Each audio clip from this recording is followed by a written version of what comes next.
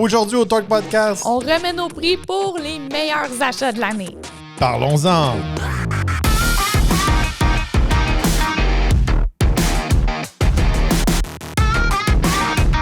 Bienvenue au Torque Podcast, mon nom est Jules Torque. Moi, c'est Eve Torque. Alors aujourd'hui, suite à tous nos épisodes qu'on a fait sur chaque catégorie, on remet nos prix de l'année, les gagnants, pour toutes les catégories. Toutes les catégories, on va vous donner nos top 3 pour chaque segment. Nous dire pourquoi on a choisi ces véhicules-là. On va en version un peu abrégée. On est allé plus en profondeur dans tous les épisodes avant cet épisode-là, par chaque catégorie de chaque modèle qu'on a étalé. Mais aujourd'hui, on remet nos prix et on vous dit nos top choix dans chaque segment. On va vous dire aussi nos coups de cœur, les coups de cœur à Eve, mes coups de cœur à moi. Et finalement, à la fin de l'épisode, on va vous dire la voiture, le VUS et le camion de l'année selon Torque Media. Alors, première catégorie, les compacts sportives. Troisième position, la Hyundai Elantra N. Un produit très solide de ce côté-là, bien complet. Il y avait plein de trucs le fun dessus. C'était vraiment une auto qui était, comme on dirait, modifiée par le manufacturier. Le système d'échappement était quand même assez bruyant. Il y a beaucoup d'ajustements dans l'écran qu'on pouvait changer, personnaliser, style BMW, SRT, ces choses-là. Extrêmement rigide, banc extrêmement rigide. On l'a mis en troisième position parce que c'est vraiment un véhicule qui n'est pas pour monsieur tout le monde. Non. C'est un véhicule qui n'est pas nécessairement agréable, je pourrais dire, à conduire tous les jours. Fait que c'est un petit peu pourquoi ça. C'est la raison pourquoi il est en numéro 3. Oui. Deuxième position, la Volkswagen Golf GTI et la R. On les a mis ensemble. La GTI, on était supposé la conduire, la nouvelle génération. On a une très bonne idée de ce que ça a comme feeling à comparer de la R.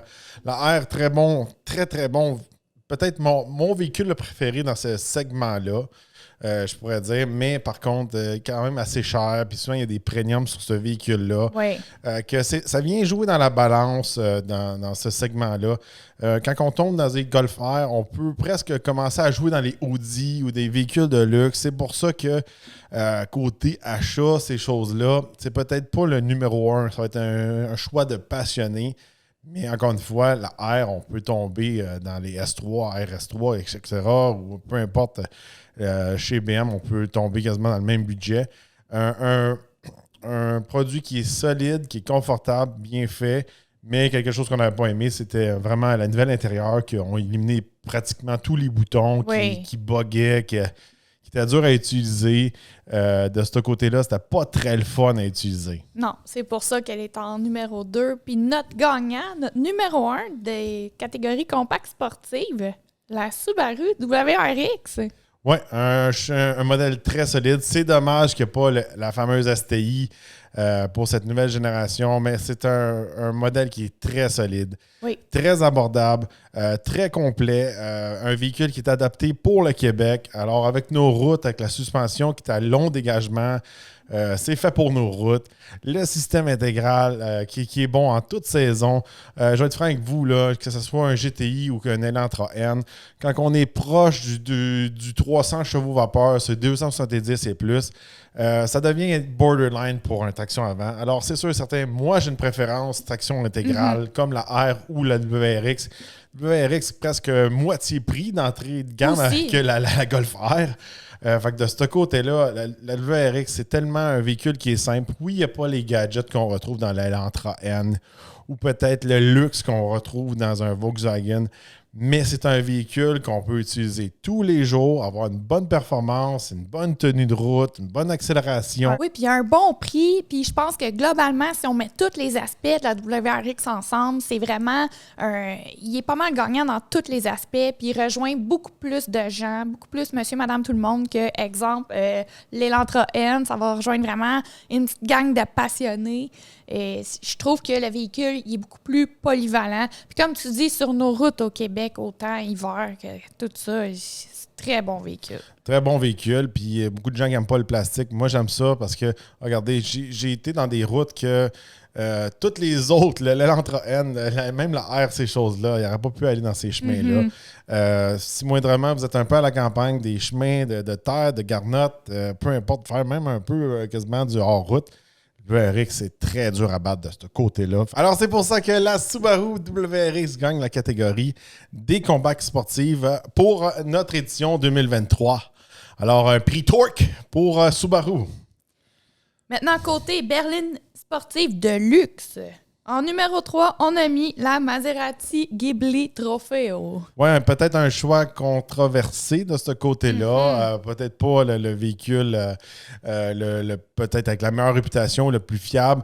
Je vous rappelle que c'est vraiment basé, tous ces essais-là, sur vraiment notre expérience, comment on a aimé le véhicule, ces choses-là. On ne teste pas la fiabilité. On ne parle pas beaucoup de fiabilité. Juste faire une parenthèse, pour faire de la fiabilité, il faut vraiment faire des sondages. Puis nous, on ne fait pas de sondage. On n'appelle pas une centaine de personnes à chaque jour voir s'ils aiment leur Ghibli. Fait qu'on parle pas on parle juste de notre feeling quand on était avec le véhicule, notre expérience, ces choses-là. De ce côté-là, je pense que ça, c'est un modèle que tu aimais beaucoup avec le moteur Ferrari. Oui, vraiment. Je trouve que c'est un véhicule qui se démarquait des autres, il amenait un petit plus, un peu plus de passion. Pas toujours un véhicule prévisible, mais pas en voulant dire si on pesait sa pédale, si accélérait ou non, quand on parle d'un véhicule pas prévisible, mettons dans les essais. Mais tu sais, c'est un véhicule qu'on dirait qu'il y a de la passion. Il y a un peu une âme dans ce véhicule-là. Oui, c'est ça. Il faut faire révolutionner le moteur. Il se démarque des autres. Il est différent. Il n'est pas comme toutes les autres berlines allemandes. Non, je trouvais que c'est un véhicule qui avait du caractère. Oui, vraiment. Fitait bien avec moi. En numéro 2, on a mis le BMW M5 Compétition. De ce côté-là, un choix extrêmement solide. C'est une fusée, système intégral. Tout ça, on peut le changer, on peut le mettre en propulsion. Les sièges super confortables, la suspension confortable, le bel espace à l'intérieur, le coffre, tout ça, le moteur. Regardez, le BMW M5, là, c'est un premier de classe. Là. C'est celui qui a la note A, je pourrais dire. C'est le chouchou de la classe. C'est une machine de guerre, puis c'est un produit que je roulerais tous les jours, que moi, j'ai tombé en amour. C'est un des seuls véhicules, je pourrais dire, dans les 2 dernières saisons, que quand je l'ai ramené, j'étais comme, ouais, je vais m'ennuyer de ce véhicule-là. Ouais, un de ceux que tu avais de la peine de ramener, c'est vrai. Le numéro 1, est-ce que vous serez surpris? L'autre véhicule que tu voulais pas ramener. Le Cadillac CT5V Blackwing. Ça, c'était toute une machine. Bon, de ce côté-là, c'est un gros coup de cœur de mon côté à moi. C'est un véhicule que j'ai adoré. Je trouvais qu'il était parfait. On dirait que c'est un véhicule que j'ai construit avec les ingénieurs. Puis très abordable aussi de base. Là, il était sous la barre des 100 000 $. C'est vraiment un cadeau que GM, que Cadillac a donné aux fans avant de passer à électrique. Côté prix, encore une fois, le seul défaut du Cadillac CT5V, c'est qu'on ne peut pas l'utiliser à l'année. Il n'est pas all-wheel drive, ces choses-là. C'est la seule chose. Je pense s'il y aurait été all-wheel drive, peut-être qu'il aurait été parfait, qu'il aurait eu la même note que le fameux M5. Mais juste pour la passion, le moteur, la transmission, le feeling de conduite, les sièges en carbone, la puissance qu'on retrouve là-dedans, le son, le look, tout ça, moi, c'est le numéro 1 de loin. Côté prix, tout ça. Je pense même que de tous les véhicules qu'on a essayé dans ce segment de 4 portes de berline de performance, c'est le seul qui va garder son prix ou peut-être gagner de la valeur avec le temps. Oui, vraiment. Puis c'était vraiment ton préféré. Puis je le sais quand je l'aime un véhicule qu'on essaye parce qu'il est tout le temps « Ah là, je vais le prendre pour aller à telle place. Non, là, j'en ai besoin, là, prends-le pas. Là, prends-le pas trop, celui-là, cette semaine, là, parce qu'on va embarquer ensemble. » Il veut pas me le laisser. Là, je suis comme « OK, tu l'aimes, celui-là. Là, j'ai pas le droit. On s'ostine pour le conduire. » C'est vraiment numéro 1. Moi aussi, j'ai vraiment aimé. Globalement, c'était toute une machine. Fait que facilement, dans la catégorie de berline sportive, le Cadillac CT5V Blackwing remporte le trophée Torque. Maintenant, dans les véhicules, section sportive, mais 2 portes. En 3e position, Dodge Challenger. Oui, un véhicule qui est en fin de vie, mais chez Dodge, on continue à l'updater. On va se dire, dans cette catégorie, il n'y a pas eu des gros changements. Oui, il y a des modèles peut-être qu'on aime beaucoup, mais à cause que cette année, il n'y a pas eu des gros changements, ils n'ont pas fait le top 3. Regardez, Mustang, il ne se passe rien. Il y a une nouvelle génération qui vient juste d'être voilée il y a quelques mois. On n'a pas eu à l'essai. Chez Camaro, ça risque de mourir un peu comme que c'est là. Des excellents produits de ce côté-là. Mais regardez, de ce côté-là, on a donné le Challenger la 3e position parce qu'il continue à faire des éditions spéciales, les Jailbreak, les éditions de fin de vie, tout ça. C'est des éditions pour les passionnés. Peut-être que ça va devenir des véhicules de collection, tout ça. Fait qu'il continue, même si le véhicule est très vieux, puis il risque de disparaître en 2023, il continue un peu à tweaker ça chez Dodge, puis moi, j'apprécie le geste. Oui, vraiment. Puis c'est un véhicule qui était quand même le fun à conduire, confortable et tout. Là, on l'aime vraiment beaucoup. 2e position, un petit nouveau, Subaru BRZ. Ce côté-là, regardez, c'est vraiment côté budget. Moi, je trouve que chez Subaru, on fait une belle fleur aux passionnés qui veulent quelque chose à propulsion sans débourser des 50 000 et plus. C'est vraiment un des seuls véhicules abordables de ce côté-là, sans oublier vraiment la Toyota qui est basée sur le même châssis, tout ça. Chez Subaru, on offre ça. C'est un véhicule qui est bien réussi, qui est le fun à conduire. C'est pas le plus puissant, c'est pas le plus performant. La passion est là. Puis moi, je trouve que à cause qu'ils l'ont changé, il est un petit peu plus puissant, cette chose-là. Ça ouvre les portes un peu aux passionnés d'avoir une voiture sport neuve sans vraiment là, venir affecter trop le portefeuille. Là, ce qui nous amène à notre numéro 1 de cette catégorie, la Nissan Z. Ouais, un beau trophée pour la Nissan Z qui gagne ce segment-là. Moi, j'apprécie ce que Nissan a fait. Le véhicule n'est pas parfait. C'est un beau geste de chez Nissan. J'aime le produit. Il n'est pas trop cher. C'est pas celui qui est le plus abordable.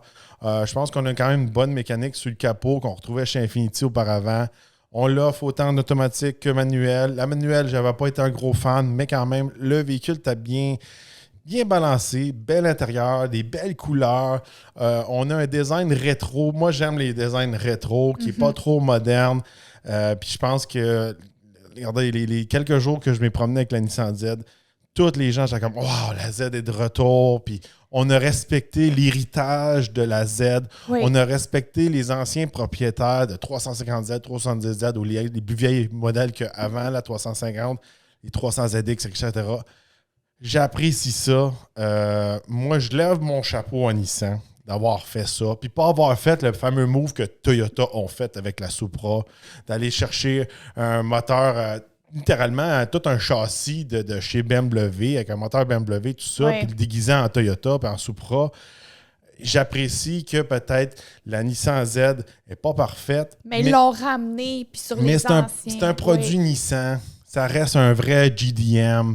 Oui. Ça reste une vraie sportive japonaise. Tandis que la Supra, c'est vraiment un BMW. Je sais qu'ils veulent faire ça pour économiser des coûts et tout ça. Puis moi, je pense toujours que Toyota avait le budget. Regardez, c'est pas une compagnie qui est en difficulté. Il aurait pu faire quelque chose pour les fans. Il aurait pu faire un 6 en ligne comme dans le temps. Mais tout garder ça Toyota, tout garder ça GDM. Ceux qui sont passionnés de modèles japonais, ils aiment ça. Ils ne veulent pas une mécanique allemande. Ils veulent un moteur japonais. Exactement. Nissan l'ont fait, puis c'est pour ça qu'on lui donne la place numéro 1 des sportives. Oui, puis les gens, quand tu te promenais avec, là, les fans, beaucoup de gens là, qui attendaient le retour. C'est vraiment, c'est globalement pour le véhicule, mais aussi pour tout ce qu'ils ont fait autour. Là. C'est vraiment pour ça qu'on le fait gagner. C'est le retour de Nikon. Vraiment. Ils ont bien réussi. Maintenant... Section véhicule électrique de petit format. En numéro 3, on a mis la Kia Niro EV. Oui, dans ce segment-là, on n'en a pas eu beaucoup à l'essai. Il va y avoir une nouvelle Niro EV qu'on n'a pas eu à l'essai encore, que quand même un choix qu'on ne peut pas vraiment négliger. Que je trouvais qu'on était quand même dans une voiture normale. On n'était pas full dans un auto comme électrique. C'était confortable, tout ça. On a des difficultés en hiver, c'est typique un peu de ces modèles-là. Oui. Mais surtout pour décoller au coin de rue, ces choses-là, le système de traction n'était pas vraiment adapté pour nos hivers. C'est pour ça qu'on l'a mis en numéro 3. Numéro 2, Chevrolet Bolt EV. Très bon. Regardez de ce côté-là, là, c'est vraiment comme celui qui a fait un peu sa place dans ce segment-là, que quand il est arrivé, il a un peu détruit les autres. On en voit beaucoup sur le chemin aussi. Oui. Puis des premières générations qu'on dirait qu'il y a beaucoup de millage dessus. Ils sont encore là. C'est solide. Le nouveau modèle est updaté, il est plus attirant. Les sièges sont plus confortables. Tous les petits trucs qui avaient de défaut dans la première génération, ils l'ont réglé dans la deuxième génération. Si vous avez besoin d'un véhicule pour aller du point A au point B, puis vous voulez un véhicule électrique, la Chevrolet Bolt EV, c'est vraiment le choix par excellence. Ah oui, puis même le mode de conduite à une pédale et tout pour se régénérer quand on conduit, il allait très bien. C'est un des seuls véhicules électriques que je trouve que j'ai conduit avec le mode qui se régénérait à une pédale, que j'ai apprécié, qui ne donnait pas trop des coups. Je le remarque pas. C'est un des seuls véhicules qu'on n'a pas eu de la difficulté avec des bugs pendant des conditions hivernales. Exactement. Il n'y a pas d'histoire de poignée de porte qui ne pop pas. Il ne manque pas des essuie-glaces à l'arrière. Il recharge, peu importe s'il est branché sur un niveau 1, niveau 2, niveau 3. Il recharge. Il n'y a pas eu de bug. Fait que on voit que c'est un véhicule. Oui, peut-être qu'il n'y a pas la dernière génération de plateforme, mais qui a été rodé et qui a bien évolué avec le temps. La Bolt EV, c'est le véhicule qui fait la job qu'il faut faire sans problème. Oui, dans ce segment-là, là, c'est vraiment la norme, on pourrait dire. C'est comme, je pourrais dire que dans ce segment-là, c'est comme dans la section mouchoir, ça, c'est Kleenex. Bon, c'est ça. C'est bon. Et le numéro 1, vous ne serez pas surpris suite à ça, grand gagnant de cette catégorie-là, la Chevrolet Bolt EUV, plus d'espace, pas tellement plus cher que la EV. Je pense qu'elle est à peu près 2000 $ de plus environ. Ouais. Ça vaut la peine de payer le 2000 $ de plus si vous voulez un peu plus d'espace. 2-3 000 dans ce coin-là. Oui, c'est pas une grosse différence, pas 10 000 de différence. Pour tout, qu'est-ce que vous retrouvez? L'espace intérieur, à l'arrière, dans la valise, tout ça. C'est vraiment une Bolt EV, mais plus pratique. Oui. De ce côté-là, c'est imbattable. Surtout quand on regarde la compétition, qu'ils ont un petit peu plus la vieille formule, je pourrais dire, des véhicules électriques. Bolt EUV, si vous voulez avoir un petit peu plus de place, même là, on était très surpris. On a mis le siège pour les enfants, puis il y avait beaucoup, beaucoup de place. J'ai assis 3 enfants à l'arrière avec dont un siège de bébé, puis nous 2, puis on était quand même corrects. J'ai souvent des commentaires aussi sur les vidéos YouTube, puis les gens sont comme « Ah, mais moi, je suis 6 pieds 3, je pèse 300 livres, je rentre dedans. » Je dis comme « Ben, je suis pas mal... » Si moi, je rentre dedans, Moi, je suis encore peut-être un peu plus grand, un peu plus pesant que toi, fait que c'est sûr que tu rentres. C'est ça. Mais tu sais, je signe pour dire, c'est un petit véhicule un peu de style économique, puis je suis très confortable dedans. Puis on a été capable d'emmener toute notre famille, que d'habitude on amène dans un Yukon, puis on l'a emmené là-dedans, puis ça rentrait bien. Là, les gens, c'était pas l'idéal comme scénario, mais il était pas serré comme dans d'autres véhicules, des fois plus gros qu'on retrouve. Il est vraiment bien fait, il est fait sur le haut, puis l'intérieur des Bolts sont très bien pensés. Oui, vraiment. Puis globalement, c'est pas un véhicule de passionné, mais faire la job, volant chauffant, tu sais, tout ce qui est comme le fun nécessaire est là. Faut pas oublier, sur le Bolt EUV, comparé du EV et ces choses-là, tout dépendant, là, qu'est-ce qui se passe, là, mais quand on les a testés les deux, c'était le cas. On avait le Super Cruise, on avait le miroir avec la caméra, on avait tellement d'options pour le prix. Puis en plus, on vient avoir les rabais gouvernementaux, provinciaux, puis tout ça. Pour le prix, là, c'est... Véhicule ça, c'est un véhicule que moi, j'hésiterais pas à recommander. Ils ont fait leurs preuves. J'ai eu, tu sais, on a dit dans d'autres épisodes, on ne teste pas la fiabilité à long terme. C'est parce que si on vous dit qu'un véhicule, s'il est fiable ou non, on ne peut pas vous le dire. C'est que nous, on ne l'a pas testé, on n'a pas eu de comeback, puis on ne va pas commencer à s'avancer, à dire, je pense que peut-être. Les seuls trucs qu'on peut dire, c'est des feedbacks qu'on a reçus de vous, qui nous avez écrits. Puis moi, tous les propriétaires de Bolt, puis Bolt EUV sont très satisfaits. Vraiment.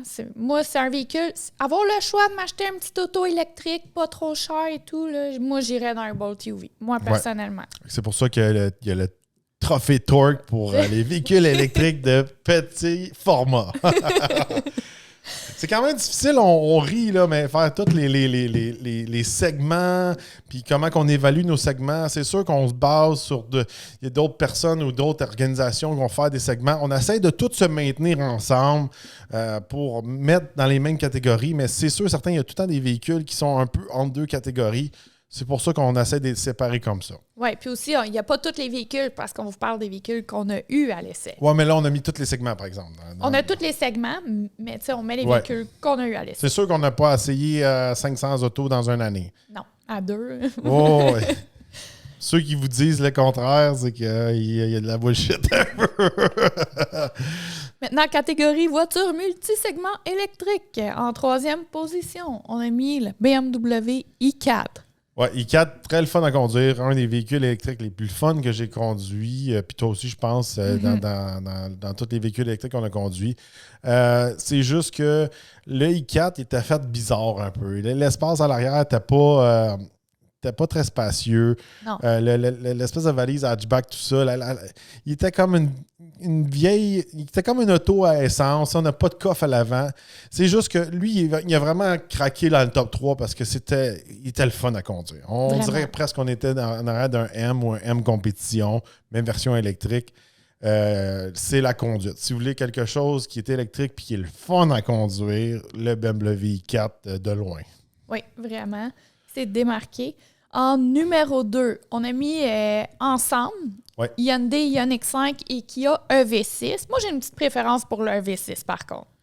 On les met ensemble. Moi aussi, j'aimais mieux la configuration intérieure du Ioniq 5, qui était plus pratique pour une famille. L'espace intérieur, on a descendu avec toute la famille, ça allait bien. Oui. C'était bien fait.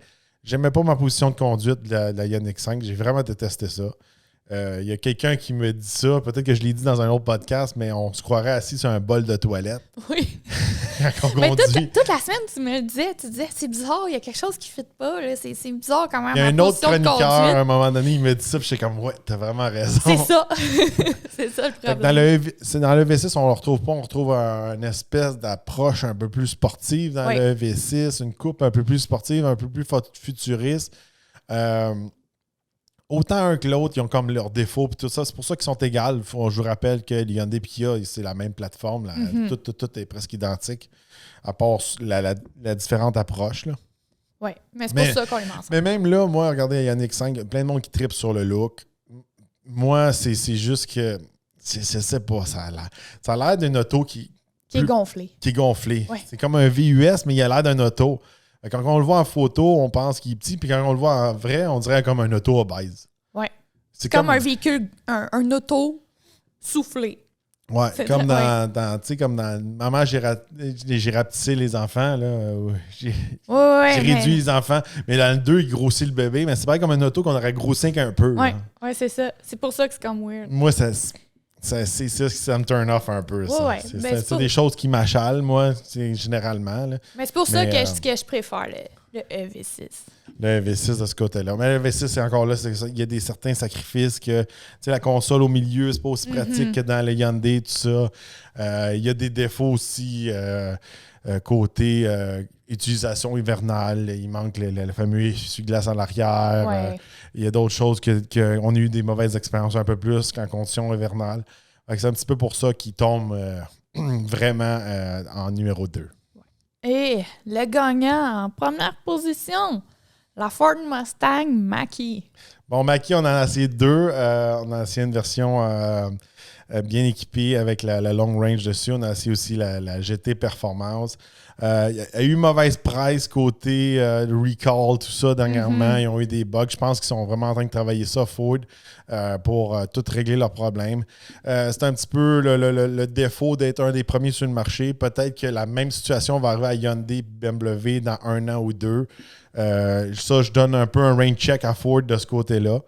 Mais pour moi, et pour toi aussi, c'est pour ça qu'on l'a mis en numéro 1, je pense qu'à Ford Mustang, c'est le OG de cette catégorie-là. C'est le premier à avoir vraiment fait un gros splash. On fait un VUS sport, on met le badge Mustang dessus. Puis toutes les autres l'ont copié après ça. Même si vous êtes pour ou contre le fameux badge Mustang, on va se dire toutes les autres ont copié la recette de chez Ford. Que ce soit un Ioniq 5, un EV6, que ce soit un ID4, etc., etc. C'est toute la même shape que on dirait que ça a toute partie de ça. Puis moi, je leur donne. Là, c'est sûr, ça a été extrêmement controversé. Là. Il y en a qui capotaient avec le nom Mustang. Ils auraient dû appeler ça un Ford Edge EV, je sais pas quoi. Il n'y aurait pas eu le même drama autour s'ils ne l'avaient pas fait. Mais moi, je trouve qu'il était très bien fait. On retrouve un coffre à l'avant. C'est quelque chose qu'on ne retrouve pas dans le Hyundai et dans le Kia. Non. On a l'espèce de patente là, sur le moteur, là, mais moi, je ne compte pas ça. On a quand même un vrai espace dans le Ford Mustang Mach-E. J'aime la tablette dedans, j'aime le confort, j'aime la tenue de route, la puissance, les sièges, comment c'est fait, tout ça. Moi, c'est celui que j'ai le plus trouvé qui était le mieux balancé dans ce segment-là. Non, il était le fun, il était beau. Tu sais, moi, des fois, c'est sûr, moi, j'ai moins aimé qu'il ait pris le nom Mustang, qu'il ait fait un genre de VUS. Mais enlève ça, globalement, il est vraiment le fun. Puis je trouve que ça vaut peut-être plus la peine de prendre celui avec le long range. Oui, c'est sûr. Mais tu sais, il ne faut pas oublier aussi, regardez, c'est pas vraiment des perdants dans cette section-là. On a aussi les fameux Volvo Recharge qu'on a eu à l'excès. Autant le XC40 que le C40 Recharge. C'est des véhicules que j'ai beaucoup aimé, moi, puis toi aussi, je pense que tu as aimé. Oui. Très confortable, ça. Faites un petit peu plus sur une plateforme, un peu plus à essence. C'est juste qu'il y avait moins d'approche électrique. Il y avait moins la bonne configuration de l'intérieur comme un vrai modèle électrique comme la Mach-E ou la Ioniq 5, ces choses-là. Ils n'ont pas craqué le top 3 Volvo parce qu'on a eu des méga bugs un peu pendant nos essais. Oui. Fait que, tu sais, quand on a des méga bugs un peu, puis on l'essaye juste une semaine de temps. Des fois, ça nous met un peu off. Là, on peut vous parler de fiabilité de ce côté-là. Si le véhicule a buggé pendant qu'on l'a essayé pendant une semaine de temps, là, c'est notre expérience personnelle. On vous en parle. On a eu des bugs avec ces véhicules-là. C'est dommage parce que je les aime beaucoup. Moi, je trouve que c'est des véhicules qui vont très bien. Alors, le trophée Torque pour la voiture multisegment électrique va à la Ford Mustang Mach-E. Maintenant, section voiture électrique de luxe. Là, on n'a pas de top 3 puisqu'on n'a pas essayé beaucoup dans On n'a pas essayé beaucoup. Regardez, on a essayé quelques-uns. On a essayé le Genesis G80 électrifié. Un véhicule qu'on pensait qu'il allait être abordable, mais qui était au-dessus des 100 000 $. Fait que, pour ça, on n'a pas assez aimé notre expérience pour le mettre dans un top 3, même si on n'a pas de top 3. C'est sûr et certain, de ce côté-là, il y a un modèle qui domine, puis je pense qu'il vient faire sa place de ce côté-là. Alors, le véhicule qu'on a choisi dans ce segment-là, Mercedes-Benz EQS, un véhicule qui m'a moi aussi explosé le cerveau. Là. Qui remonte la barre de tous les côtés. Côté technologie, côté confort, côté gadget, côté look aussi, controversé, tout ça. Un véhicule qui si vous avez le budget, qui va très, très bien. Extrêmement confortable. Véhicule, je pense que quand on a filmé nos rolling shots, c'était le véhicule le plus silencieux, autant dehors parce qu'il est électrique, mais en dedans parce que les enfants dormaient tous. C'est facilement dans ce secteur-là, c'est celui qui gagne... le trophée Torque pour la voiture électrique de luxe de l'année. Mm-hmm. VUS électrique de luxe. En 3e position, le grand frère du EQS, Mercedes-Benz EQS SUV. Je l'ai un peu moins aimé que le EQS version berline, mais quand même, véhicule qui mérite sa place définitivement dans le top 3. Un véhicule qui est très, très agréable à conduire. Moi je l'ai mis en numéro 3 avec toi parce que autant toi que moi, on trouve que le look est un peu bof pour un véhicule qui vaut 160, 180 000 presque. Oui, je m'attendais à ce qu'il soit plus gros aussi. J'ai été un peu déçue pour ça. Il n'y a pas de présence. Il n'y a personne sur le chemin qui m'a fait comme « Oh, wow! » Il n'y a pas la présence d'un G-Wagon, il n'y a pas la présence d'un GLS, etc. Pour le prix du véhicule, il manquait du tape à l'œil, il manquait quelque chose. Même les mags, on dirait que c'est des capes de roue. C'est juste que il manquait quelque chose pour matcher le prix. Mais quand on est derrière le volant, à l'intérieur c'est fantastique. C'est fantastique. Puis, mais côté intérieur, je vais dire, c'était limité. On n'avait pas la fameuse 3e banquette. Même si on l'aurait eu, je pense que c'était très serré. Oui. L'intérieur, on dirait qu'ils ont tellement mis d'équipements, ont tellement mis des gros sièges, des gros écrans que l'intérieur vient comme rapetissé. Limité. Ouais. Même on a mis le siège pour le bébé, puis ça rentrait vraiment en tête avec l'écran. Puis toi, tu étais coincé à l'avant. J'ai eu vraiment l'impression, c'est étrange, là, mais j'ai eu l'impression qu'il y avait moins d'espace dans le EQS SUV que dans la berline EQS. C'est peut-être juste un feeling. Je pense à la même chose. Je pense à la même chose. Peut-être les écrans prenaient beaucoup de place. Oui. Mais, la taille des bancs, je ne sais pas. Il y avait quelque chose. Les enfants t'as moins poigné dans la version berline. Puis ça, c'est bizarre. Puis, oui. C'est sûr et certain que c'est supposé être le gros camion. C'est un S, tu sais. Et puis, on est loin d'être comme dans un Yukon ou dans un Escalade. Ah oui, c'était pas gros. Non. En deuxième position, Genesis GV60. Oui, il n'y a pas eu la place numéro 1. Souvent, c'est le chouchou de tous les autres chroniqueurs. Oui, il a gagné beaucoup de prix. Là. Il gagne beaucoup de prix. Genesis est très populaire de ce côté-là. Malheureusement, peut-être heureusement, on l'a essayé en conditions hivernales. Je pense que si on l'aurait essayé en été, on aurait capoté sur le véhicule parce que c'est vraiment le meilleur des deux mondes entre la Ioniq 5 et le V6. Oui. Je vous rappelle, c'est la même plateforme, Genesis, Kia, Hyundai. Véhicule très puissant, on a un mode boost, un mode drift, très le fun, très confortable, très complète. Et puis, c'est juste que on l'a essayé en hiver. Oui. Puis on a vu les petits bugs hivernales, style les poignées de porte qui sortent pas. Les poignées de porte qui sortaient pas. Là, le fameux cap là, où on recharge, j'appelle ça le cap à gaz, mais c'est pas un cap à gaz. Il se fermait pas. Il ne rechargeait pas sur un niveau 1 quand il faisait froid. Il n'y avait pas d'essuie-glace à l'arrière. C'est juste qu'il y avait quand même des bons problèmes hivernales pour un véhicule qui coûtait 80 000 $. Ouais. Si ça aurait été un véhicule qui coûtait 40 000 50 000 $, on aurait été moins sévère. Mais là, le prix... on tombe dans une gamme Mercedes, BMW, etc. Ouais. Il est très, très le fun. Il est très bien balancé, mais il n'y a pas la coche que notre numéro 1, notre gagnant, a. Oui, là, le numéro 1, c'est sûr que tout le monde s'en attend. J'ai assez parlé de ce véhicule-là cette année. BMW iX. Un véhicule qui nous a vraiment impressionnés, qui remonte la barre, côté intérieur, extérieur, tout ça. C'est pas fait pour monsieur tout le monde. L'extérieur, il y en a qui vont trouver ça laid. Il était juste, quand on le conduit, l'intérieur, le fini des bancs, les cristaux, le bois, c'est vraiment, on remonte la barre dans le véhicule. On se croirait dans un véhicule du futur. Là. Ah, vraiment. Juste le toit, là, c'est tout un super grand toit. Il n'y a pas de shade. C'est un bouton qu'on pèse pour faire... la vitre devient opaque ou transparente. C'est comme tellement épuré. Là, on rentre dedans, mais il fait toute la job. On va juste donner un exemple vite fait. On avait la même semaine, on avait non, c'est peut-être pas la semaine, c'était juste la semaine d'avant. Oui. On avait le BMW i4. Oui. La différence entre un iX et un i4, dans la version berline, on se croirait dans un auto normal qui est sorti il y a 3 ans. Oui. Dans le iX, on se croirait dans un véhicule 2022-2023. C'est comme, il y a un méga gap. Même si les deux véhicules sont sortis en même temps, le iX, c'est comme, wow, là, on vient de changer de braquette, on vient de changer de style, tout est différent. Non, on vient de changer d'univers. Il ressemble au casque d'Iron Man à l'intérieur. Puis tu sais, il n'y a pas des boutons, mettons, c'est une console de bois flat.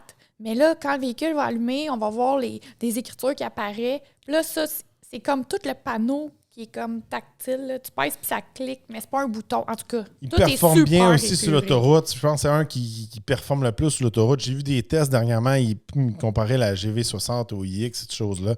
Puis là, maintenant, il y a un M60 aussi disponible qu'on n'a pas essayé. Mm-hmm. Le GV60 décolle plus vite que le iX, mais après ça, le iX, il vient... Ah, il vient vraiment embarqué, shifter. Là. Mais oui, tu l'as vu, hein? T'as de la misère un peu à me suivre cette semaine-là. Mais sur l'autoroute, le iX, il marche. Puis j'ai beaucoup aimé ça. Puis toutes les personnes qu'on a fait un tour dans le iX étaient très impressionnées. C'est pour ça que le BMW iX gagne le prix Torque de l'année pour le VUS électrique de luxe. Ah ouais, puis je veux juste rajouter, tu dis, c'est un véhicule qui fait vraiment 2022-2023, mais il est tellement fait bien puis avancé à l'intérieur que même si je pense qu'il va falloir que les autres sortent des affaires extrêmes, là, parce que même dans l'année prochaine, il va encore être il n'aura pas l'air d'un véhicule dépassé qui est dû de se faire changer. Il y avait des places aussi pour mettre notre téléphone dans la console centrale sans le recharger. Là. Il y avait vraiment une place juste pour mettre notre téléphone. Ouais, il y en avait une dans la porte. C'était un véhicule 2022-2023. Des fois, je dis... Qui a l'air de 2024-2025. Des fois, je dis que justement, on est dans un véhicule qui est juste tout nouveau, tout beau, mais je suis comme, on se sent pas dans un véhicule 2022. Ah ouais, lui, il a monté la barre très haut pour les autres. Ouais. Maintenant, la catégorie des VUS sous-compacts. En troisième position, le Kia Seltos. Oui, de ce côté-là, sous-compact, on n'en avait pas beaucoup parlé. On n'a pas fait un épisode complet qui vous explique tous les modèles qu'on a essayés. Ça faisait un petit bout de temps qu'on les a essayés. Kia Seltos, troisième position, un véhicule qui est bien équipé, bon prix, tout ça. Il est en troisième position parce que on a eu des bugs avec la transmission quand on a eu l'essai. Des fois, on dirait qu'il ne voulait pas décoller une lumière ou il a fait des trucs bizarres qui nous a fatigués. Peut-être que le problème est réglé maintenant. Là, mais c'est quelque chose qui nous a vraiment achalé. Oui, c'est pour ça qu'on l'a mis en troisième position. Mais sinon, globalement, très beau produit. Oui. Deuxième position, Chevrolet Trailblazer. Trailblazer, très bien fait à l'intérieur, un peu similaire à un Chevrolet Bolt à l'intérieur. Tous les boutons sont à bonne place, on peut baisser les bancs, tout ça. Ça se conduit bien, un petit moteur bien économique. Si vous avez besoin de quelque chose qui est économique, mais avoir un petit peu plus de capacité, faire un petit peu plus des chemins des fois ou pour l'hiver, Trailblazer est intéressant dans ce côté-là. Puis si vous êtes intéressé aussi à un véhicule dans ce segment-là, moi je trouvais quelque chose à noter. Le Trailblazer avait quand même assez d'espace à l'intérieur. Pour la taille, là. C'est un de ceux que j'ai vraiment retenu que, celui-là, pour sa grosseur, il y a de la bonne espace. Fait que... Emmener les sièges d'enfants, ces choses-là, ça allait très bien avec le Trailblazer. Exactement. Et maintenant, notre numéro 1 de cette catégorie. VUS sous-compact. T'es-tu au club? Subaru Crosstrek. Crosstrek, regardez, c'est comme un no-brainer, comme on dit de ce côté-là. C'est l'espèce de hardback de cette grosseur-là. Véhicule très sécuritaire. On a un vrai bon système intégral. Et les autres, là, c'est une approche plus économique. C'est pas celui qui va monter la montagne nécessairement. Le Crosstrek va être capable. Des fois, il manque un peu de puissance à mon goût à moi, mais c'est typique de ce segment-là. Une belle auto, facile à stationner, bel espace intérieur, une belle grosse valise. Puis il y a des gens là, qui achètent des Crosstrek, puis ils en rachètent, puis on a toujours des bons feedbacks du Crosstrek. C'est pour ça qu'ils gagnent la section VUS sous-compact 2023. Maintenant, VUS sous-compact de luxe. En troisième position, le Cadillac XT4. Oui, un petit produit qui était quand même intéressant, facile à utiliser, beau gabarit, mais très simple à l'intérieur. Oui, c'est pas luxe, mais pas la coche de ses grands frères et sœurs, mettons. Oui, mais c'est ça, mais c'est typique du sous-compact, du segment sous-compact. Deuxième position, Mercedes-Benz GLA. C'est sûr, de ce côté-là, GLA, il y a un look un petit peu bizarre. C'est sûr que nous, on a essayé la super version AMG, tout ça, qui était extrêmement cher. Il était tellement le fun à conduire. C'était littéralement comme conduire une petite voiture de rallye. Oui. Il était très, très le fun, mais c'est un véhicule qui est versatile, qui va offrir autant quelque chose qui est plus d'entrée de base avec un peu l'expérience Mercedes, tout en allant au modèle AMG. Fait que moi, j'aime beaucoup ça quand on a beaucoup de choix dans un modèle pour toutes sortes de budgets. Oui.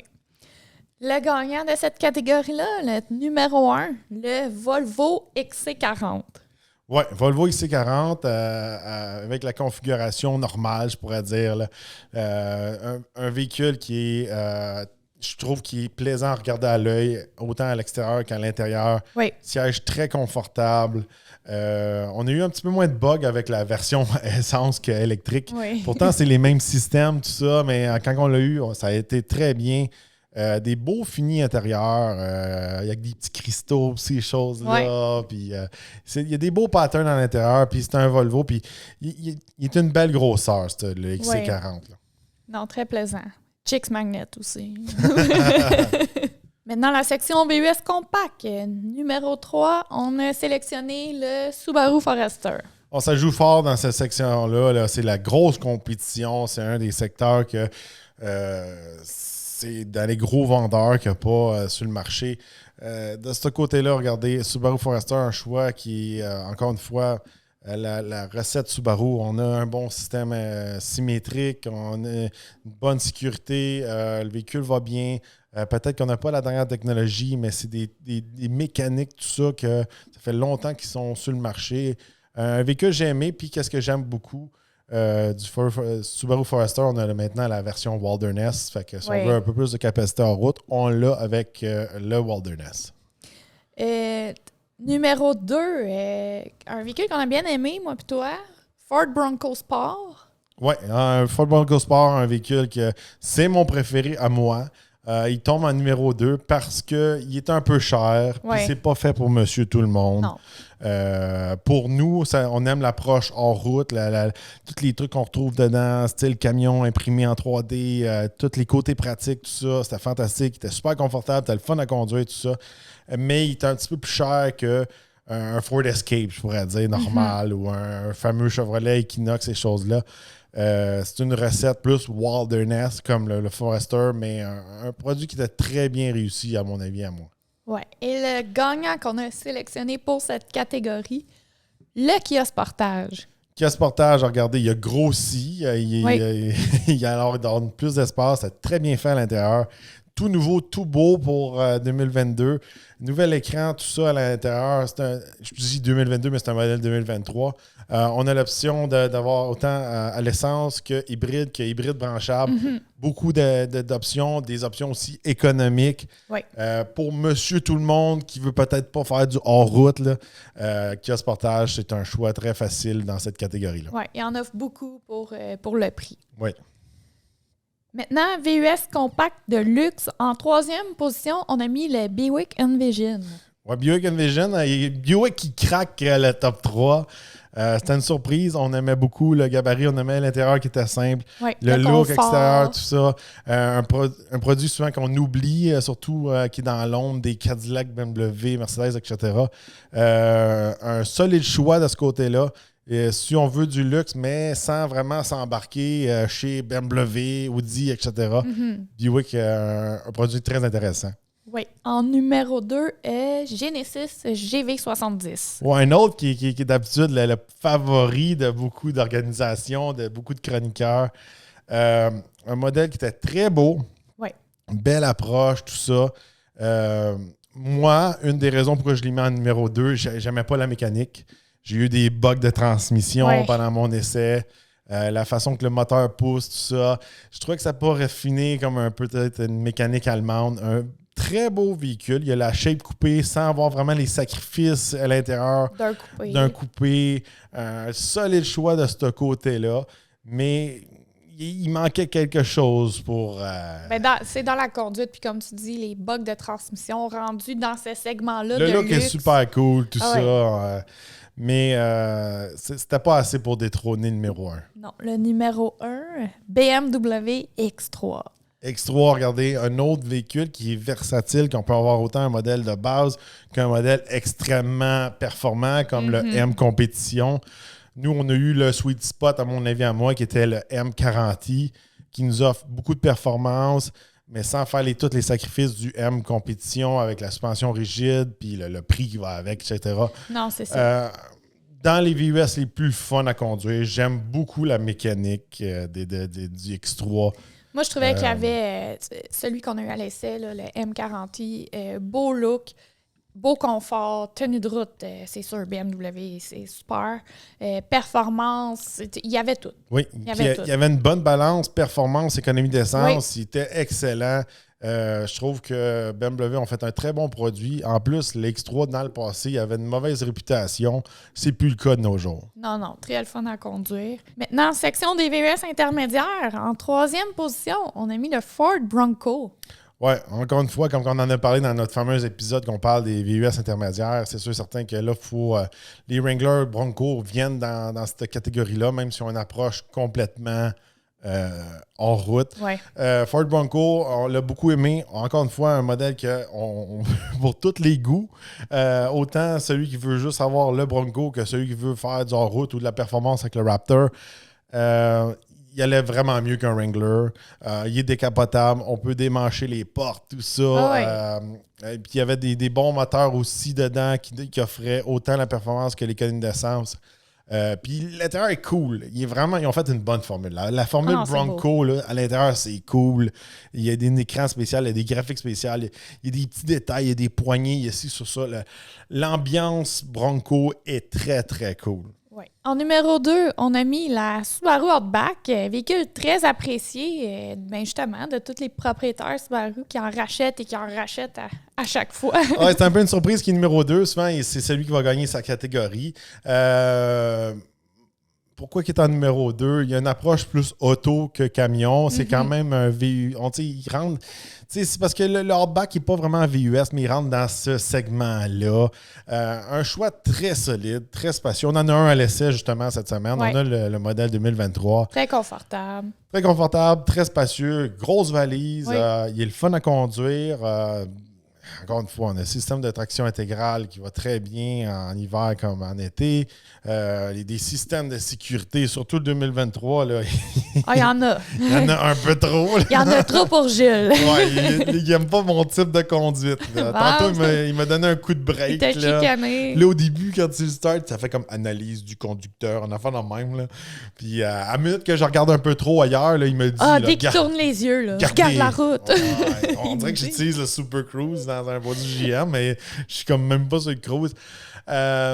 Si vous aimez la sécurité puis vous n'êtes pas confiant sur la route, là, le Subaru Outback, c'est le king de la sécurité dans ce segment-là. Là. Ouais, puis quelque chose que moi, je vais ajouter, parce que j'ai été surpris, parce qu'à chaque fois que j'essaie un véhicule puis je mets le banc de mon bébé, je dois toujours avancer le banc avant, côté passager, pour rentrer le banc en arrière, l'attacher, puis là, reculer un peu mon banc. Là, je suis arrivée pour le faire dans l'autre bac, puis je suis comme, j'ai même pas besoin de le faire. Il y avait beaucoup, beaucoup de place en arrière. Ça, je veux le noter là, pour les mamans qui magasinent des autos. Outback, allez le voir. Puis aussi, à l'Outback, on peut avoir le modèle Wilderness qui a plus de capacité en route, qu'on a testé en route, qui allait très bien. Oui. Qui a une approche un petit peu plus... ça marche avec Subaru. C'est un petit peu gimmick, à mon avis, à moi, là, les petites touches oranges, ces choses-là. T'sais, il pourrait le faire un petit peu plus. Le gros pourquoi qui est en numéro 2, l'Outback, c'est que il manque un petit peu de luxe puis un petit peu plus de raffinement pour détrôner le numéro 1. Ouais. Et là, en parlant du numéro 1, on a mis le Jeep Grand Cherokee. Grand Cherokee qui est de retour après... l'autre modèle était tellement vieux. Il avait besoin d'une nouvelle génération. Méga, Ça faisait genre 10-15 ans qu'il n'avait pas changé. Le Jeep ont tout changé. Un véhicule que j'aime beaucoup conduire. C'est un véhicule que je me verrais conduire tous les jours facilement. Ouais. Encore une fois, le Grand Cherokee a des points bonus parce qu'il y a tellement une vaste gamme, autant d'une approche de base un peu plus hors route. Ah oui, on peut entrer dedans à un prix de base que tu peux le monter extrêmement avec Summit Reserve. Ou extrêmement hors route. Tu peux toutes les... Même à Summit Reserve, il tombe dans des VUS de luxe. Il y a tellement un gros inventaire. Puis aussi, le Jeep Grand Cherokee a un peu un joker dans sa poche. C'est un modèle qu'on n'a pas eu à l'essai, mais il faut considérer dans nos prix. On a le fameux modèle 4XE hybride branchable qui va être disponible là, en 2023. C'est comme le défaut du Grand Cherokee, ça a toujours été un peu la consommation. Mais là, avec le 4XE, on vient régler ça. Fait que ça fait un produit qui est très solide. Oui. Puis aussi, facilement, là, regardez, là, ça, à part si on le compare au Ford Bronco ou au Wrangler, c'est dans les VUS normales, c'est celui qui est le plus capable aussi hors route. C'est celui qui va remorquer le plus, tout ça. Très confortable aussi. Moi, à chaque fois, j'embarque dans un Grand Cherokee. J'aime bien le confort des bords. Le confort est là, l'équipement est là. Ah oui. Celui qu'on a essayé, c'est sûr, on a eu un Summit Reserve à l'essai, mais on se croirait presque dans un Grand Wagoneer. Ah, vraiment. Maintenant, dans la section VUS intermédiaire à 3 rangées, en 3e position, on a mis le Dodge Durango. Un bon vieux choix de ce côté-là, mais c'est vraiment un de nos coups de cœur. C'est celui qu'on aime le plus à conduire. Oui. On a des versions Hellcat qui sont débiles. Ça marche, c'est le fun à shifter. On a une version aussi RT qui avait un exhaust avec le Tow & Go. C'est le king du remorquage. C'est vraiment un que... Faut pas oublier que si vous avez un petit peu plus de budget pour côté économie d'essence, puis vous voulez remorquer, c'est celui-là que je choisirais. On a failli en acheter un. Ah oui, il était dans nos choix. Effectivement. Numéro 2, Chevrolet Traverse. Chevrolet Traverse, c'est un choix solide. Si vous avez besoin de beaucoup d'espace, vous n'avez pas le budget de rentrer dans un Tahoe ou un Suburban, c'est le plus spacieux, c'est le plus économique, c'est le moins compliqué, à mon avis, à moi. Le plus pratique. On a fait des super performances côté économie d'essence parce que le système se déconnecte, il peut se mettre vraiment en 2 roues motrices, il n'est pas toujours en système intégral. Il va très bien. C'est pas peut-être le plus beau à l'intérieur et à l'extérieur, mais juste côté pratique, je prendrais ça avec un minivan facilement. Ah oui. Grand gagnant, on les a mis ensemble, comme d'habitude. Le Hyundai Palisade et le Kia Telluride. C'est parce que de ce côté-là, on les a mis dans la première place pour les VUS intermédiaires à 3 rangées parce que ils offrent tellement pour le prix, tellement d'options, des sièges chauffants, climatisés à l'arrière. Il y a quand même une mécanique, il n'y a pas de CVT, il est capable quand même de remorquer, il y a plein de modes.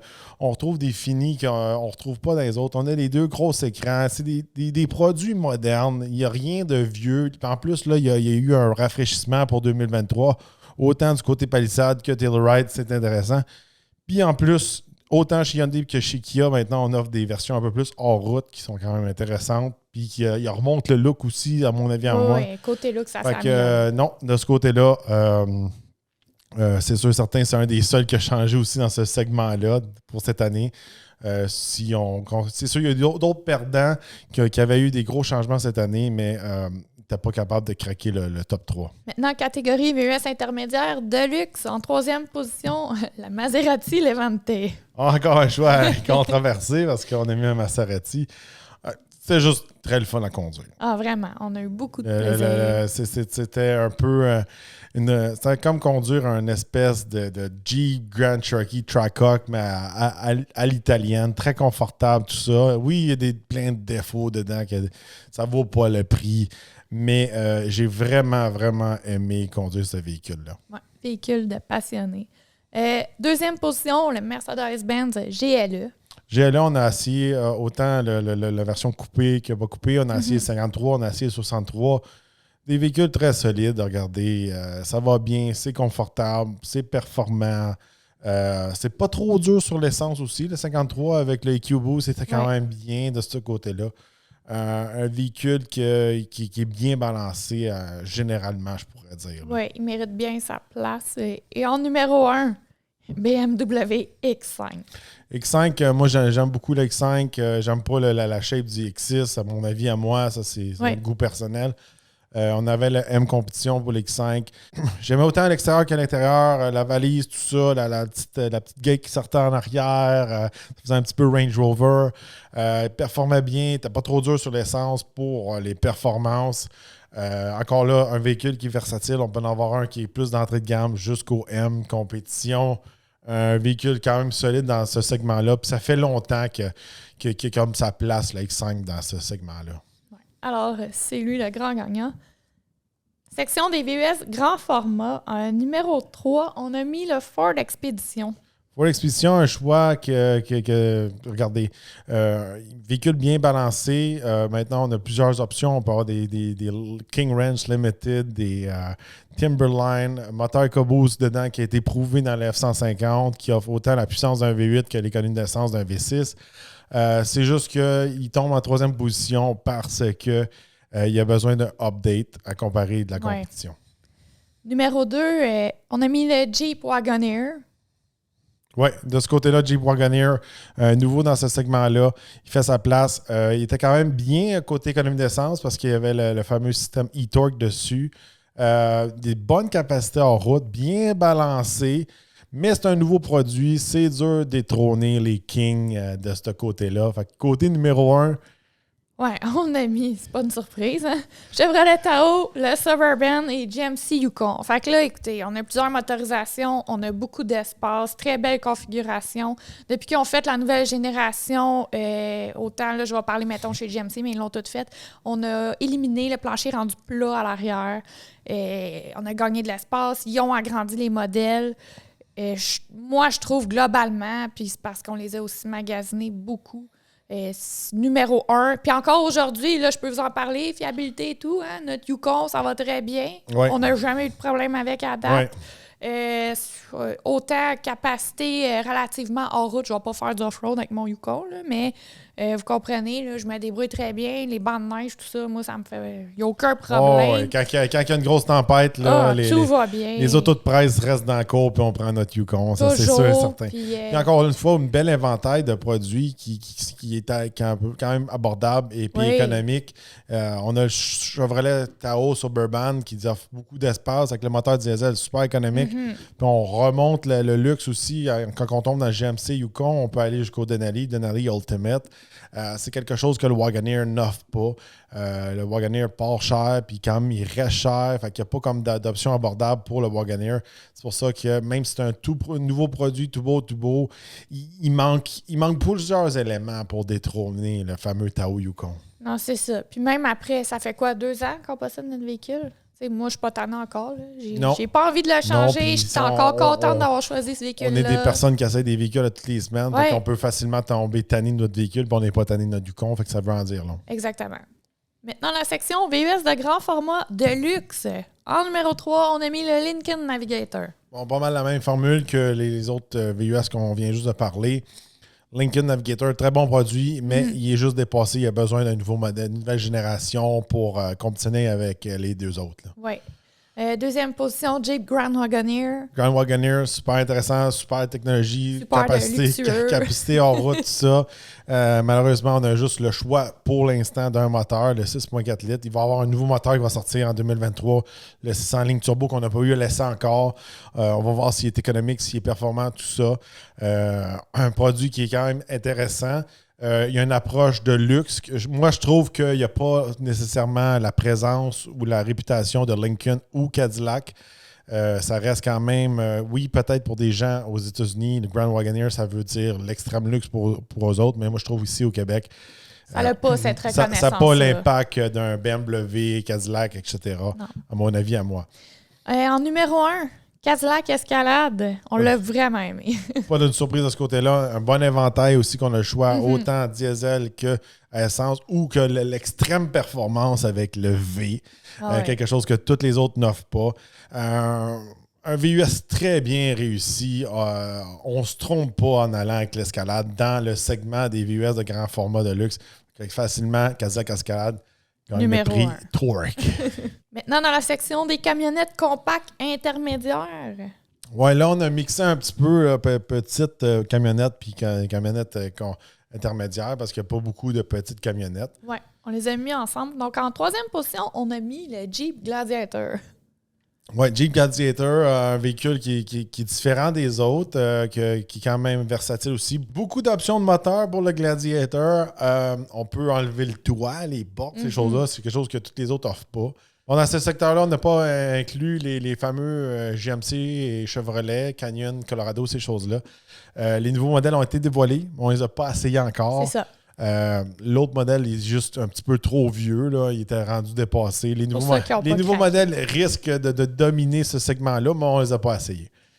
En deuxième position, on a mis le Ford Ranger. Beau petit camion. Ford Ranger, il est fun à conduire, confortable. On dirait qu'il a été updaté par le temps. Les derniers modèles qu'on a essayés étaient plus économiques que les premiers qu'on a essayés. Le modèle commence à avoir de l'âge, mais tout fonctionne bien dedans.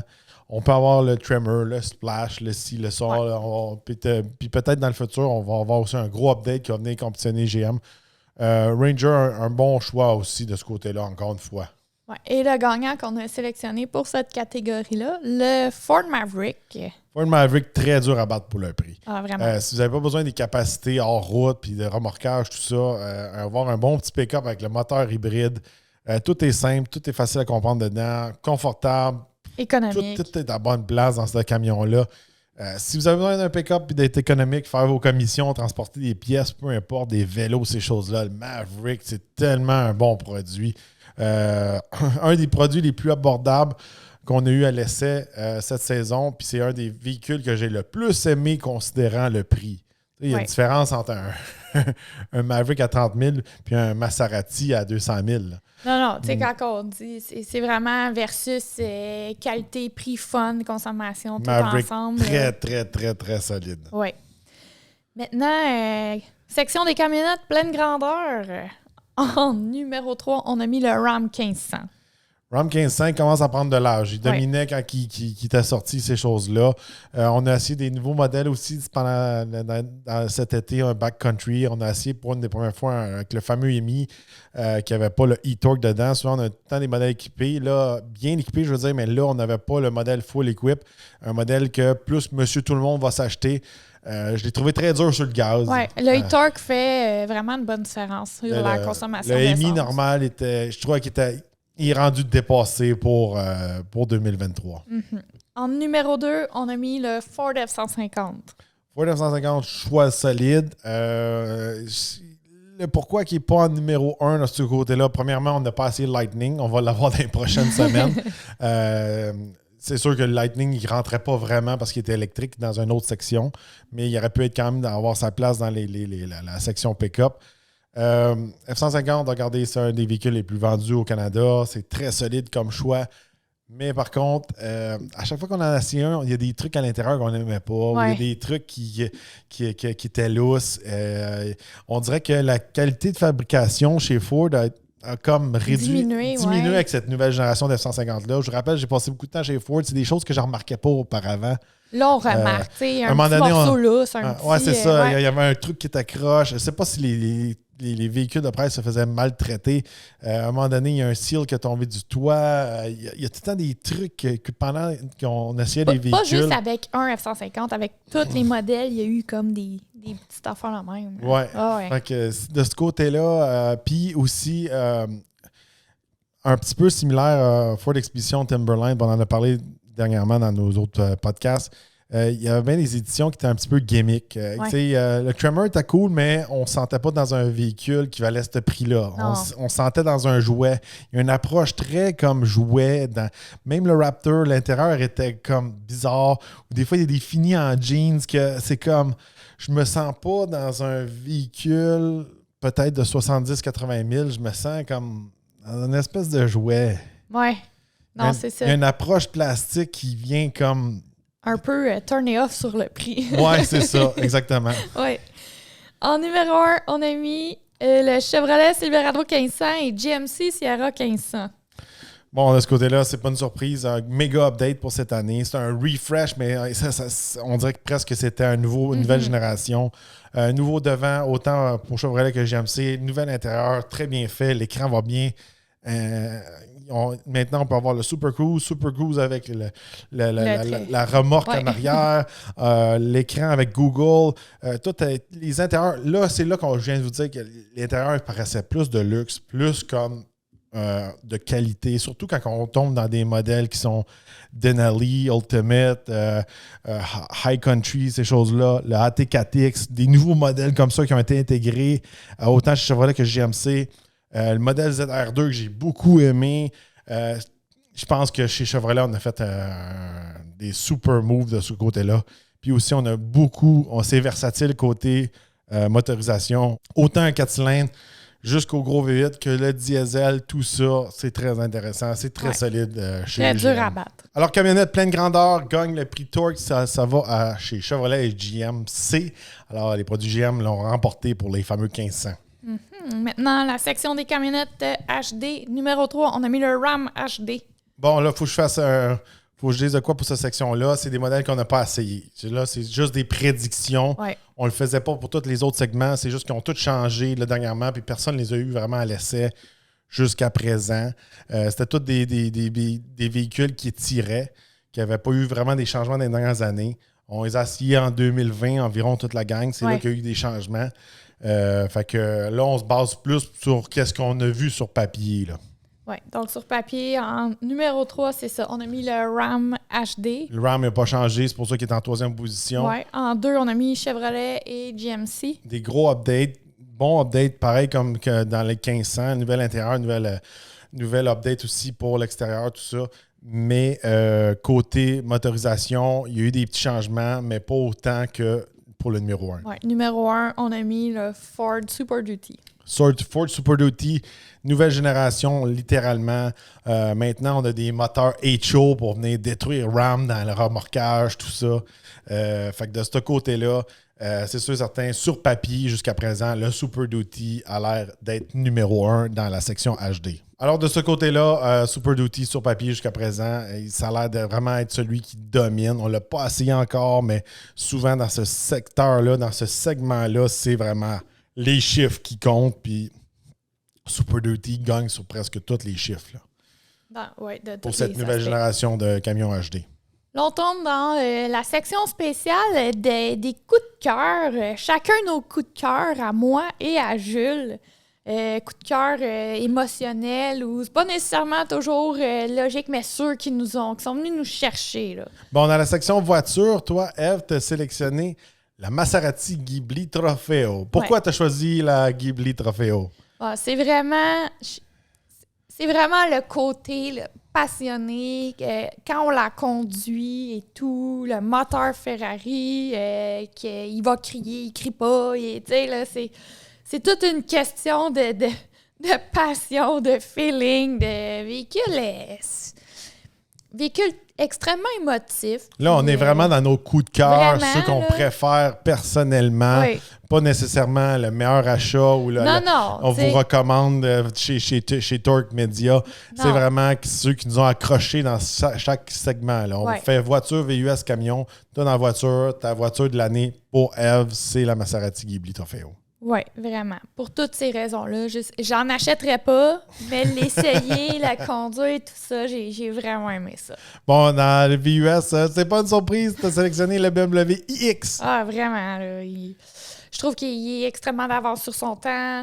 J'ai vraiment aimé le conduire. Ça, c'en était un véhicule, tu sais, je te niaise, mais que je suis comment là, faut que j'aille faire les commissions, je vais prendre le iX, tu sais, je te laissais pas trop le je m'en souviens. Côté camion... Côté camion, tu as sélectionné la GMC Sierra Denali Ultimate. Vraiment, là. J'aime vraiment cette nouvelle édition-là du Ultimate et tout. Là, l'intérieur, tout ça. Je trouve ça très beau. Je pense... Les sièges massants, le Super Cruise. On remonte le luxe. On tombe dans une autre gamme avec le Denali Ultimate. Vraiment, c'est ça. On est dans un camion, mais c'est vraiment... plus confortable, plus luxueux, plus... fallait que je le nomme. Puis, celui qui t'a le plus déçu, un peu ton prix citron de l'année. Mon prix citron, je suis désolée. C'est vraiment le Ford Explorer hybride. Juste parce que la motorisation, c'était l'enfer. T'as failli reculer dans le Yukon. J'ai failli reculer dans le Yukon. Je décollais des stops. J'avais mal au cœur. Autant que tu es assis derrière le volant que côté le powertrain est zéro smooth. Là. Quand ça shift du hybride à gaz, tu sais, oui, tous les véhicules, souvent, il y a un petit coup, mais là, c'était extrême. C'est comme je recule lentement, puis là, je passe super vite. En 2022-2023, c'est pas acceptable que ça c'est pas smooth. Non, vraiment pas. Fait que pour ça, là, je l'ai détesté au point de dire que c'est le véhicule que j'achèterais jamais. Faut qu'il corrige ça. C'est trop agaçant, ça l'embarque par-dessus tout le reste. Coup de cœur à toi, côté voiture, t'as sélectionné le Cadillac CT5V Blackwing, c'est pas une surprise. Hein? C'est pas une surprise dans ce côté-là. Regardez, j'ai tellement adoré ce véhicule-là. C'est un véhicule que je considérerais acheter moi-même, de collectionner. Le prix est tellement abordable de base là, quand on prend pas toutes les options. C'est tellement de voitures pour le prix, tellement de puissance, tellement de bonne expérience. Côté... le volant, le shifter, le rev match, la puissance, tout ça. Puis aussi, c'est un véhicule qui vient te ramener, qui n'est pas facile à conduire. Tu sais, comme le BMW M5 compétition, c'est vraiment une fusée, mais il est facile quand même à conduire. Ouais. Le CT5V Blackwing, là, c'est wild. Là, c'est comme, si tu sais pas qu'est-ce que tu fais, tu peux le perdre, puis... il va te donner des petits wake-up calls comme tu es dans une machine de performance, il faut que tu pilotes comme. C'est vraiment une super expérience de conduite. C'est une Corvette 06 4 portes. J'adore ça. Ouais, puis aussi, c'est un peu un piège, là. Quand on a reçu ce véhicule-là, il était comme, on dirait que c'était toi qui l'avais monté. Ah, il était noir avec les mags bronze. J'adore ça. Puis il y avait beaucoup de carbone. Puis c'est un auto que c'est un sleeper que c'est pas tout le monde qui connaît ça, mais ceux qui connaissent ça, c'est vraiment des connaisseurs. Super. Tu sais, un Maserati, le monde savent que c'est un Maserati. Ah ouais. Mais le CT5V, là, il n'y a pas beaucoup de monde qui m'ont fait comme... Même il y a des gens qui connaissaient beaucoup ça, beaucoup les autos. Ils ne savaient pas c'était quoi. Puis ils ne savaient pas c'était quoi. Ils ont dit comme, bon, ben, quand tu startes, on sait que t'as quelque chose de spécial. T'as quelque chose en dessous du hood. Côté VUS, t'as mis le Cadillac Escalade V. Encore Cadillac Escalade V. J'ai tellement eu le fun. C'est encore là. Ça, c'est comme... je gagne au 6,49 demain matin, je vais aller m'acheter le combo. CT5V Blackwing avec l'Escalade V. Même moteur que l'Escalade V Blackwing. Encore plus puissant. Il était quasiment plus bruyant que le CT5V. C'était quelque chose. Ça squattait. C'est le VUS le plus fun que j'ai conduit. J'ai plus eu de fun à conduire l'Escalade V que le Durango Hellcat. Le Durango Hellcat, il était comme balancé. Tu vois qu'il savait forcer à faire quelque chose. Ouais. Là, l'Escalade V, c'est comme... Ils ont pris un Cadillac Escalade pour aller mettre... Non, mais tu te sens dans un modèle de collection. Quelqu'un comme, genre, t'es pas supposé avoir ce modèle-là. Tu sais que... T'es pas supposé de squatter de même quand tu décolles. C'est juste quelque chose de vraiment spécial. Ah oui, non, je comprends. Côté camion, t'as mis un autre choix intense, un Ram TRX. Je suis un fan de V8 Supercharge. C'est pas une surprise. Le camion par excellence que j'ai le plus aimé conduire dans ma vie. Je pensais vraiment que le Raptor, quand on l'essayerait, que ça viendrait chatouiller un peu le TRX parce qu'il était un petit peu moins cher et il était plus économique, tout ça. Puis quand j'ai conduit le Raptor, j'ai tellement été déçu. Même ça fait un bout de temps qu'on a essayé le TRX. Je pense que même en 2023, le TRX, il a toujours sa place. Si vous allez voir un camion qui est super le fun, que les suspensions sont ajustables, tout ça, il était super. Là. Le seul camion qui peut détrôner le TRX, c'est le Raptor R. Puis on va le voir quand on va essayer le Raptor R. Mais pour l'instant, le TRX, c'est le king des camions, à mon avis, à moi. Là, t'as pris citron de l'année. Vas-y! Même chose que toi, Ford Explorer hybride.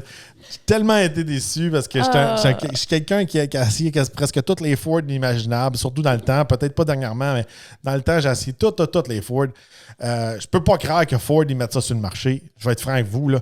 C'est le moteur hybride et tout ça, on dirait que ça ne fit pas ensemble. On dirait que c'est comme un 3.7, c'est un moteur qu'on trouvait dans le Mustang. Il va bien, ce moteur-là, tout seul par lui-même. Ouais. Mais avec le système hybride, les performances étaient bizarres. L'économie d'essence n'était pas tellement là. Le camion était cher, il était zéro raffiné. C'est un camion que je veux aimer. J'aime l'Explorer. Moi, j'aime l'idée. Je suis sûr que le ST, il est fantastique à conduire. On ne l'a pas conduit à cause du COVID et blablabla. Mais... pour soi, il était plus que ça, il était à 65 000. C'est un des pires véhicules qu'on a essayé de loin. L'expérience était zéro agréable. N'importe qui que j'aurais embarqué dans le véhicule m'aurait dit « Hey, ta transmission est cassée » ou « Oh, ton moteur est cassé » ou c'est à ce level-là. C'est le niveau que... Tu sais, quand tu embarques dans un taxi, là, puis tu vois que le taxi a comme 400 000 kilos, puis il y a comme un trouble de transmission, ou tu vois que son moteur, là, il y a de la misère. Là. Mais c'était cette expérience-là, mais dans un véhicule flambant neuf de 65 000, c'était pas acceptable. Mais c'est comme tu dis, on embarquerait n'importe qui connaît pas les autos, puis il y avait des commentaires de ce genre-là. Est-ce que le véhicule est cassé? Souvent, on va avoir des modèles. C'est rare qu'on va dire « Ah, ça, ce modèle-là, je le recommande pas. Vous ne touchez pas à ça. » Il y a tout le temps, on voit tout le temps un certain angle. Là, on peut dire comme « Ah, mais tu sais, si tu es dans telle situation, tu vis en ville ou blablabla. » Celui-là, c'est vraiment le moteur à ne pas choisir dans l'Explorer. Ah, c'est sûr. Là, on tombe dans l'ultime section. La conclusion de notre émission de nos prix, les prix Torque Media, tout confondu. C'est les véhicules qui se sont le plus démarqués de toute la gang. De l'année. Voiture de l'année, le prix de voiture de l'année. Bon, on commence. On a voiture, VUS et camionnette. Ouais, 3 sections. C'est qui... Overall, là, c'est qui les champions de chaque section, selon nous deux, selon toutes nos analyses qu'on a faites. Selon nos graphiques, nos calculs mathématiques. Oui, on a engagé conduite. des firmes de scientifiques pour analyser chaque détail en profondeur pour vous donner ces résultats-là. Alors, la voiture de l'année, selon Torque Media, c'est la Subaru WRX. Oh, et de loin, regardez, tellement un bon achat pour le prix, solide, fun à conduire. On a tout. C'est un véhicule de loin que je pense qu'ils ont fait un bon coup de ce côté-là chez Subaru. Puis j'aime beaucoup la WRX. Oui, puis pour le prix et tout, mettez tout ensemble. Puis les fans de Subaru l'aiment. C'est vraiment le fun. Il en offre beaucoup pour son argent. Oh, et puis un point bonus pour la WRX, puis j'ai pas considéré ça dans l'analyse, mais j'ai vu dernièrement, j'ai vu des gars qui commencent à les modifier, cette nouvelle génération-là. Oui. Ils mettent pas beaucoup d'investissement dedans, puis l'auto performe vraiment bien au drag. Fait que c'est un point bonus un peu pour la WRX. Un autre point. Les gens qui on veut pas des voitures comme ça, c'est des gens qui sont beaucoup... Il y a beaucoup de tuners qui vont acheter ça. Fait que c'est important quand même qu'on est capable de les modifier. Fait que bravo pour Subaru. Oui, gros prix. Gagnant. Maintenant, à côté VUS de l'année, avec toutes les VUS confondues, BMW iX encore. BMW iX, regardez, on a expliqué en long, en large comment il remonte la barre pour être un peu plus avancé comme dans le futur à comparer les autres. Tellement d'avancement de ce côté-là, tellement une belle expérience. C'est le VUS de l'année selon nous. Oui. Et camionnette de l'année, on a sélectionné, Torque Media a sélectionné le Chevrolet Silverado ZR2. Bon, de ce côté-là, ça a été un petit peu plus serré, je pourrais dire. Encore une fois, on a pas essayé le fameux F-150 Lightning. Le Maverick, je pourrais dire, qui était très proche de gagner cette section-là. Ouais. Mais je ne pouvais pas faire gagner un pick-up qui n'était pas vraiment un vrai pick-up, qui était versatile. À mon avis, à moi, c'était le Silverado ZR2. Il y avait une très belle approche, très bel équipement. À l'intérieur, est tout refait. On a une suspension Multimatix qui apporte autant la tenue de route que les capacités hors route, que le remorquage. Il y avait des capacités hors route vraiment bonnes pour le budget, je pourrais dire, du camion, sans tomber dans des Raptor et des TRX. Tellement un beau package, à mon avis, à moi, une belle approche. Extrêmement polyvalent aussi, là, dans les camionnettes. J'en ai parlé aussi quand j'étais chez GM, parce que j'ai autant été chez Chevrolet que chez GMC. Moi, j'étais un ancien propriétaire de AT4, puis je m'attendais à beaucoup du AT4X. Techniquement, la AT4X, c'est un ZR2, mais plus de luxe, avec des sièges massants, un intérieur plus fancy, tout ça. J'ai été déçu un petit peu du AT4X. Je trouvais que pour le prix qui valait plus cher que le ZR2, ça valait pas la peine. Puis il y avait un petit peu moins de capacité hors route que le ZR2. Puis, oui, le ZR2, peut-être qu'il y a déçu plusieurs personnes. On s'attendait à une espèce de Raptor ou un TRX. Mais je pense que chez Chevrolet, ils ont opté vraiment pour la masse, un véhicule versatile qui n'avait pas de compromis. Autant capacité, tout ça, parce que quand on tombe dans les TRX et Raptor, on est limité dans le payload, le remorquage, tout ça. C'est pas le cas pour le ZR2. Puis je l'ai testé dans toutes les conditions. Du gros hors-route, tout ça. Puis, il coche toutes les cases autant. Il est très bien fait. Puis en plus, là, on a des nouveaux modèles faits avec AEV qui remontent encore plus les capacités hors-route avec l'édition Bison.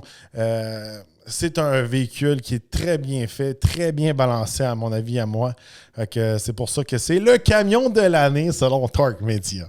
Alors, c'est tout pour l'épisode d'aujourd'hui. Dites-nous dans les commentaires, quelle est la voiture de l'année, selon vous? Le VUS de l'année, le camion de l'année, dans chaque segment, lequel que vous auriez mis en numéro 1, numéro 2, numéro 3. Est-ce qu'on a oublié des modèles?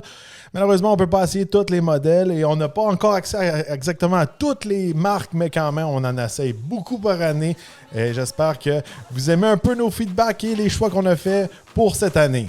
N'oubliez pas de partager et de liker la vidéo et on se retrouve dans un prochain podcast.